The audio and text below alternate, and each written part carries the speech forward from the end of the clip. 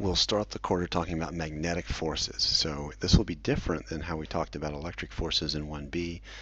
There we introduced the force between two charged particles. That's Coulomb's law gives us a force, and then later we introduced the electric field as a shortcut for doing that. It turns out for magnetic interactions, so magnetic interactions happen when charged particles are moving. And so if you have one charged particle that's moving and another charged particle that's moving, there'll be a magnetic force between those two charged particles. Now, it turns out it's very complicated to write that force down for two moving point charges. Okay, so instead, we start out our discussion by going ahead and arguing that there's some magnetic field. Okay, and it turns out that magnetic field, which we'll write as B, is generated by moving charges. Okay, just like we talked about how an electric field is generated by a bunch of stationary charges, and we worry about how that electric field influences other charges. Okay, if we have this magnetic field, it turns out that the force that the charged particle feels can be written the following way.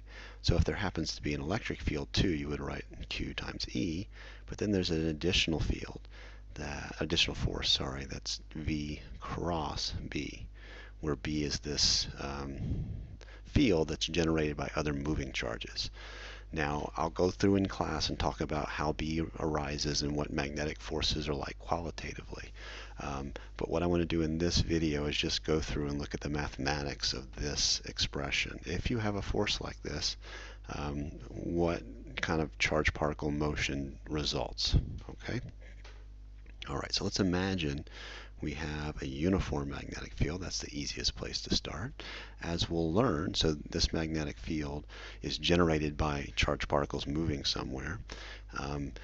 And as we'll learn, magnetic fields tend to circle around moving charges. So if I have a charge or say a current down a wire, we tend to have magnetic fields that will circle around this wire.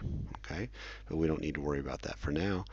So a question you should want to ask is what generates a uniform field? And as we'll learn, there's a couple ways to do it. You can use a magnetic solenoid or a coil of wire that you run a current through that can generate a relatively uniform field. It turns out that if you have an infinite sheet of current, it will generate a uniform electric field, much like an infinite sheet of charge generates a uniform electric field, it turns out, but they look very different. Okay, but let's not worry about that for now. So we're going to have no electric field, and we're just going to have a magnetic field for now. So what does the orbit of a particle look like? So what we'll do is imagine I'll put a particle in this field, and I'll give it a velocity at the beginning. So just some v naught, I give it a kick. Here's my charged particle. It has value, charge q. What happens next? Okay. So what we're going to do is write down the Newton's second law, right? So we have the acceleration of this particle, which I'll write as m dv dt, is equal to this force. And now, if the force is just due to a magnetic field, this is what it looks like. Okay. All right, and I'm going to give it some initial velocity, and that'll come back later when we solve for what the actual motion looks like. All right, so first thing we have to do is deal with this thing. Okay, now I'm assuming that everybody has been exposed to the cross product, and we will be in class remind you of the right-hand rule and how to calculate this. But a few things that I can remind you here without being able to show you my hands gesticulating in the right-hand rule is that if you have a cross product between two vectors, v and b, we know that the magnitude of the cross product, sorry, let me do this. If I take the magnitude of the cross product, it goes like the magnitude of the two vectors times sine of theta, where theta is this angle that is between the two. Okay? And the direction of the vector is perpendicular to both. So I can write it this way. V cross B is perpendicular to V and also perpendicular to B. Okay? So in this case, as I've drawn it here, both these vectors are in the plane of the paper. And I can always do that. So I can find a plane with two vectors. There's a plane that they both share. And it turns out that the cross product will have a direction that's out of or into the plane. Okay, so it'll either come out of the plane, so I can draw that. I'll usually draw out of the paper as an arrow coming out of the paper, and into the paper as arrow tail, an X. Okay, so let me label this so you'll remember. This is out of the page, and this is into the page. Okay. Now in this particular case, V cross B, and I can do it with the right-hand rule most quickly, and I'll explain that in class, but it turns out that V cross B in this case will go into the page. Okay, so I'll draw the actual V cross B into the page. So the force in this particular situation would be at that moment into the page, and the particle will be accelerated in that direction. Okay, now let me give you, so again, I'll go over the right-hand rule again for you in class, but there's a way you can get at this without having to move your hands around. And the way you can do that is just by breaking your vectors both into components. So we're going to let B just be in one direction and be uniform. So this is a constant, and it's in the z direction. Okay. The velocity can have components in all three directions. Okay.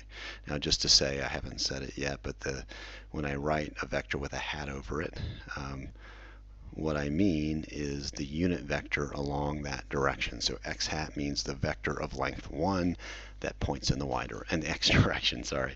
And y hat's the vector of length 1 that points in the y direction. So these are just placeholders for direction. Okay, and the magnitude in each direction is given by these. Okay. If I write it this way, then my cross products become I can distribute my cross product through this sum here. So this becomes Vx x hat cross B z hat plus Vy y hat cross B z hat. Okay, and then I'll put it down here, Vz z hat cross B z hat. Now the only thing that the cross cares about is the vector part. So any scalars I can just pull out front. So this is going to be Vx b x hat cross z hat plus Vy b y hat cross z hat. And I'm going to go ahead and assert, not write it down, that this is equal to 0. Okay, and this because z and z are parallel to each other. It's the same vector. And we know that the cross product is proportional to the sine of the angle between the two vectors. So if that angle is 0, the cross product is 0. Okay, so the cross product of parallel vectors is always 0. And what this tells me is that there is no force along the direction of the magnetic field. The force is always perpendicular to the magnetic field, no matter what your velocity is, always perpendicular. All right. So I'll just have this equation now from V cross B. And again, this is a specific situation. I've said let's have a uniform B in the z direction. Okay, if the B had components in the x and the y direction, I would get some additional terms. Okay, now how do we deal with these cross products? So it turns out that if you take x cross z, the x and z form a plane that we call the xz plane, and the direction that's perpendicular to that xz plane is the y hat direction, but it could be minus y hat, right? And then y and z form a plane whose perpendicular is the x-axis, so it could be plus or minus. So the way you remember the sign, other than using the right-hand rule, is what I do is I draw a triangle, x hat, y hat, z hat.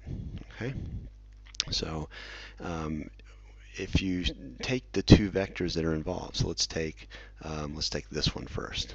Okay, so that's the y cross z. Okay, if you want to find out what that cross product gives you, you go from y to z, and the next thing that you get to is x. So y cross z is x. Now the sign is determined by how you move around this triangle. So if you go clockwise, which is exactly what I'm doing here, if I go clockwise around this triangle, I get a plus sign. So what that tells me is y hat cross z hat is plus x hat. Now if I have x hat cross z hat, which I do in my first term, that goes the other way. So I take x, cross it with z, I get y, but because I went the wrong way around the circle, I get a minus sign. Okay? So this is one way to remember the curl rules. You can also cross product. We'll talk about curls later. The cross product rules. And so you can use this, you can use the right-hand rule, whatever you like. Okay, so with that, now I can rewrite my equation that v cross b is going to be minus vx b y hat plus vy b x hat. Okay, and again, that's for the very specific case where I have b a constant and only in the z direction. Okay, but that's what we're treating here. Okay, so now I can go back to my equation for the motion, mv vector, okay, m dv vector dt is equal to v cross b. Okay, and I just showed that that's minus v x times b y hat and plus vy b x hat. Okay. All right, so now the way I can go about solving this equation, which we will solve, is by considering it component by component. Okay, so there's no way for an equation that has basically the directions are independent here. So if I have a force at x in the y direction, it can only cause an acceleration in the y direction. It can't cause an acceleration in the x direction. And so that you have basically decoupled equations. So I can write one down, say, for the z hat component. I just look at everything that multiplies a z hat. So there's no z hat on this side, but there is a z hat here. So this is going to be m vz. And what I'll do is I'll replace the ddt with a dot. Okay, so vz dot means dvz dt, and that equals 0. Okay, so I can write down the solution to this right away, and that is that vz is constant. Okay, so what that means is that the vz, if I give the particle an initial velocity along the magnetic field, it will have that velocity forever.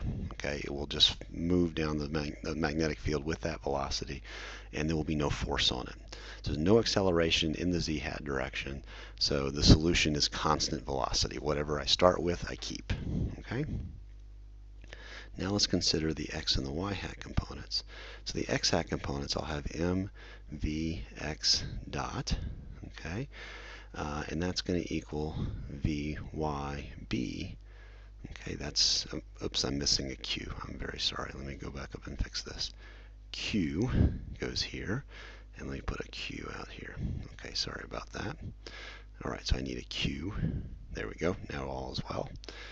And if I do the y hat component, I'm going to get mv y dot is minus q vx b. Okay.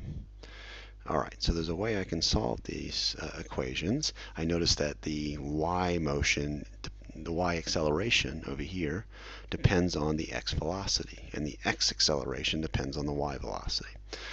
What I can do is take a second time derivative of, say, the x equation. If I take a second time derivative, this is mvx double dot for 2 time derivatives is qb. The only thing that varies in time here is the velocities. Q and b are constant, so I get that. Okay, but I know what vy dot is from this equation. Okay, so I can take this equation and just plug in for vy dot. And let me do that here. I'll have q times b, and now I can replace it with what's up here. Okay, so I can just replace that into this for vy dot. That's going to be minus qb over m times vx. Okay, or I can rewrite this as vx double dot is equal to minus q squared b squared over m squared vx. And we also write this as minus capital omega squared vx. Oops. Vx, where omega is qb over m. All right, so let me stop the video here, and in the next video I'll pick up how you solve this equation.